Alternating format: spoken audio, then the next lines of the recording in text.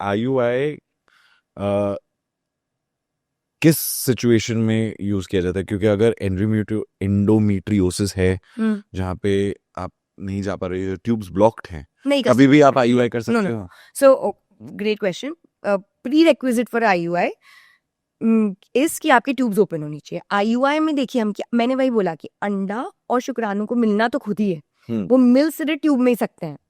तो IUI में हम सिर्फ शुक्राणु जो है सीमेन स्पर्म उसको हम अंडे के पास छोड़ दे रहे हैं, बट आखिरकार ट्यूब में जाके मिलना उसको अंडे से खुद ही है. तो अगर ट्यूब ब्लॉक्ड है, पैसेज वे ब्लॉक्ड है, तो IUI फिर ऑप्शन ही नहीं है, फिर सिर्फ और सिर्फ IVF ऑप्शन है. ओके.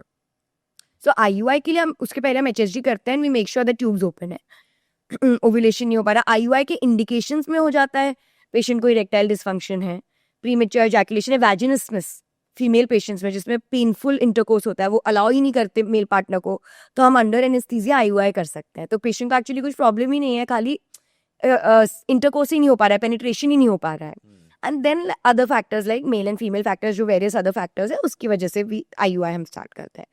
3 बार जब IUI कर लिया नहीं हो रहा है बिकॉज उसके लिमिटेशंस है, हम तो सिर्फ कुछ नहीं कर रहे हैं, हम स्पर्म को कॉन्सेंट्रेट कर रहे हैं, यूट्रस के अंदर डाल दे रहे हैं, अल्टीमेटली वो मिल रहा है नहीं मिल रहा है, वो सब बॉडी में हो रहा है. Correct.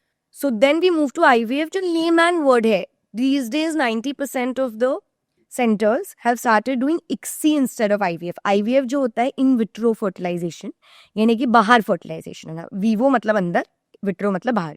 So in vitro fertilisation में हम टेस्ट ट्यूब बेबी बोलते थे उसको पहले. अच्छा. तो वो टेस्ट ट्यूब नहीं होती, वो एक्चुअली एक डिश तरह की चीज होती है, और उसमें पहले स्पर्म्स और एग्स को जो निकाले जाते थे उनको उसमें छोड़ देते थे, वो खुद से जाके मिलते थे बट बाहर, एंड फिर बेबी बनता था, उसको IVF बोलते थे.